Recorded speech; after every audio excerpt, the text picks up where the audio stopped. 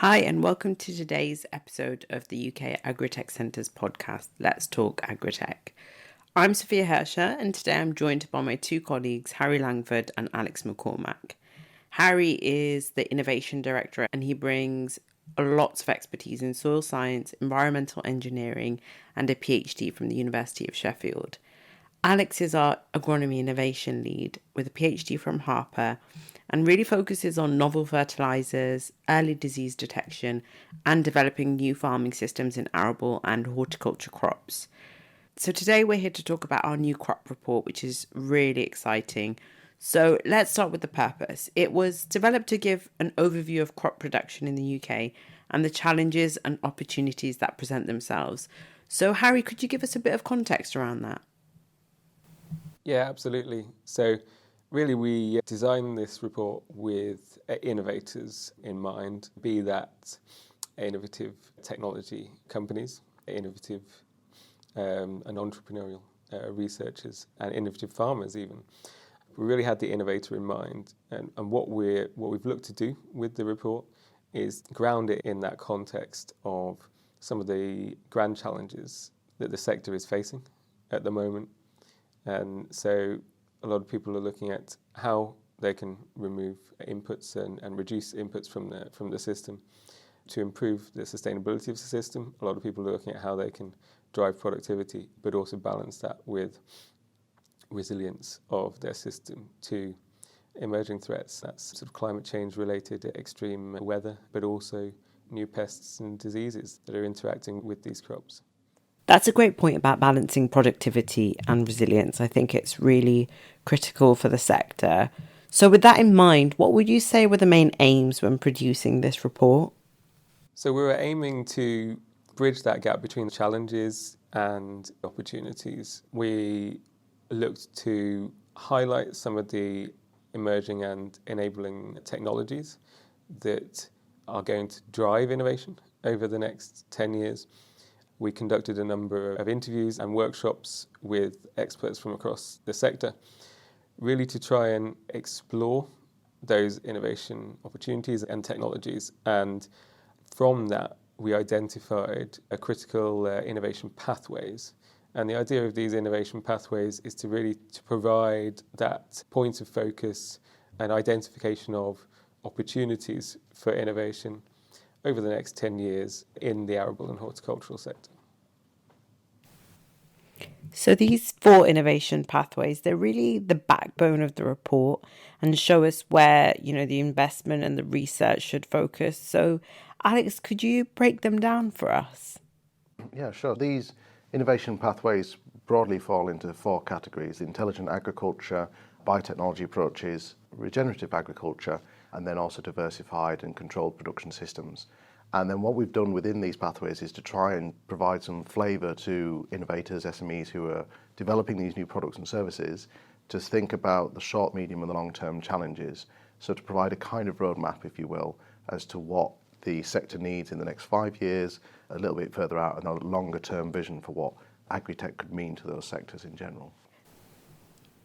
Yeah, I really love how these categories give structure to quite a complex space. So Alex, how would a business practically use a roadmap like this? Well, transitioning into the sector from biomedical or general life sciences can provide more of a grounding about the specific challenges and opportunities within agriculture, and in particular in arable and horticulture. So where you might not have the sector knowledge, this can be a kind of first pass as to these are the challenges faced by farmers, these are the technology opportunities. We outline the existing foundational technologies, so what things farmers are already using, technologies that are already coming through research pipelines, and what it helps is to put their technologies in context of how they might be able to help. So for example, if you've got some sort of medical scanning technology, how that might be used for early disease detection, or equally looking at automation from a manufacturing context, how can you take a robotic from a factory and put it into something on a mobile platform that can do fruit picking, for example. I think that's a really great example of how technologies from completely different sectors can be adapted for agriculture, and it shows the kind of cross-industry thinking that's shaping agri-tech and that this report kind of showcases. So Speaking of that, I'd like to zoom out a little. Harry, from your perspective, what do you think are the main strategic insights or the most impactful parts of the crop report for innovators? So I think that ultimately depends on where the innovator's focus lies. To take an example, if we're looking at the controlled environment sector in the novel and diversified production section, what it really highlights, what the report really highlights, is that there is a need and an opportunity for circular economy focused technologies to drive innovation. So some of the critical challenges we see in this sector are around energy intensity and input costs. So really there is an opportunity for technologies such as recycled fertilisers, technologies that are providing control or the ability to close loops within these systems that will really enable those production systems to become more efficient and sustainable, which is going to drive their scalability in the future. So really, it's not just about growing crops, like you said, it's closing loops, reducing waste, making the system more efficient. So, Harry, what I want to ask is what are the main parts of the report that are worth mentioning where there's an opportunity for real impact when it comes to addressing these grand challenges? So I think from a sustainability perspective, there are real opportunities across all of the technology pathways. So I've just mentioned the opportunities to reduce energy intensity and carbon footprint in more controlled environment production systems. Similarly, there are opportunities to transition to more low carbon fertilizers through integrated pest management to utilize more biological modes of crop protection. And these should offer a sustainability benefit in terms of carbon footprint, a reduction perhaps in diffuse pollution risks associated with leaching from these environments as well. Thanks, Harry. It's really nice to hear a broad scope opportunities that we've outlined in the report and how the technology pathways can help. So, Alex, could you tell me a little bit more about what you think are the real exciting bits of tech that you've deep dived into in this report? Sure, no problem. I think the real boom in biotech that we're seeing, both from using and harnessing nature, so things like using living microorganisms as biopesticides or biofertilizer factories, all the way through to the true engineering of biology, like we're seeing with gene editing or using synthetic microbial communities, again, harness plant performance. So these are really kind of cutting edge and things that we couldn't have done 10 or 20 years ago because of technology advances in other areas of life sciences, where we have tools and techniques that have come from life sciences and the medical background that have helped us in an agricultural setting to advance these trains of thought, to use these to harness benefits for farmers as well. And it's very similar with the vision systems and perhaps unsurprisingly the AI as well. We're currently seeing this kind of boom in AI as a society, or our exposure to it. And equally agriculture is no different. It's benefiting from these new tools as they come through, and it's our role really to try and help harness them into agriculture and also prove their worth to farmers at the end of the day as well. You work quite closely with a lot of companies in developing their ideas and work quite closely with innovators. Could you give me a couple of examples of real life projects that you've worked on where you're showcasing this? Yeah, I think there's two projects really that really showcase this to me. They're both around early disease detection and showcase how multiple technologies help farmers make decisions in everyday management. The first one is the Fused project, so that's looking at fusarium, basil rot in onions, working with Beehive Innovations alongside a larger consortium of businesses, agronomists, farmers and researchers.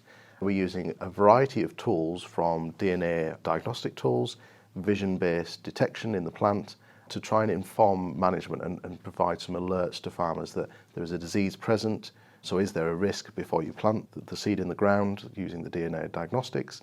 Is there disease present in the plants that you might be able to manage using a vision system?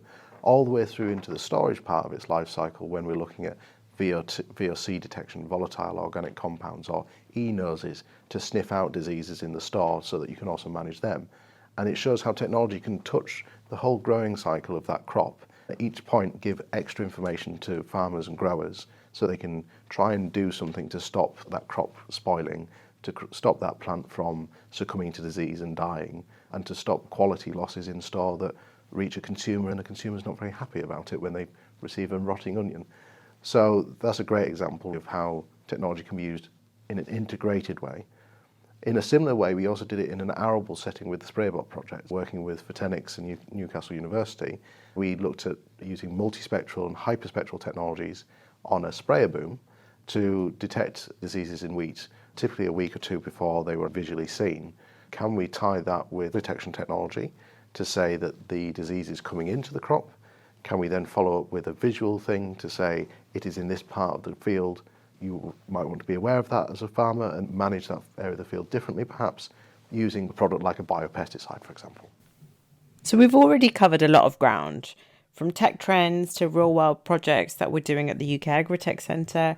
So what I wanted to do next was wrap up with some quick-fire thoughts around this really interesting bit of work that we've done. So what's most exciting, what's most challenging, and what do you think the future holds? Harry, if you want to start.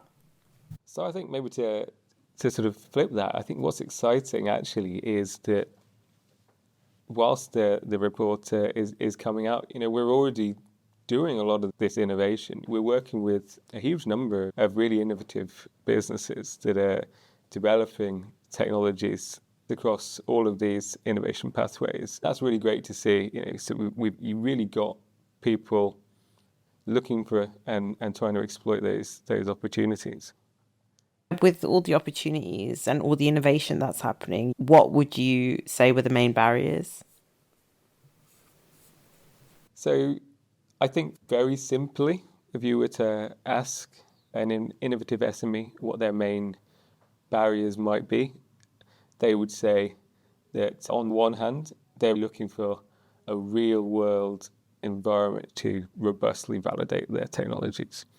Having access to that environment is the biggest challenge.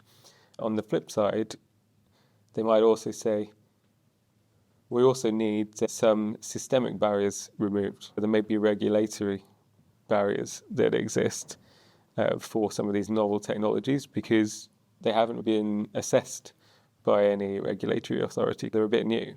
So we need to harmonise innovation with the alteration of regulation to enable these new technologies to flourish. Gene editing is a great example of that. Up until recently, that was something that was kind of a bit more closed off. It was more of a research tool. But with the gene editing regulation, we've now seen a sort of surge in the interest of using gene-edited crops.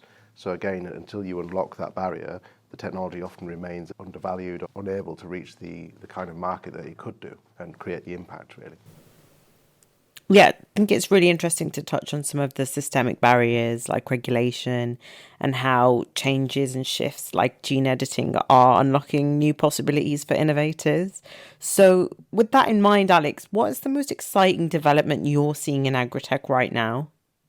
I think the exciting thing for me is to see the explosion in biotech and how we're going towards more of a system management of issues now, rather than trying to sort of target them with one-step approach. We're now using a multitude of technologies, a multitude of information to make decisions, and then also using more biological derived solutions to try and tackle them, which by their very nature are more variable, more nuanced. So it's a lot more challenging to do.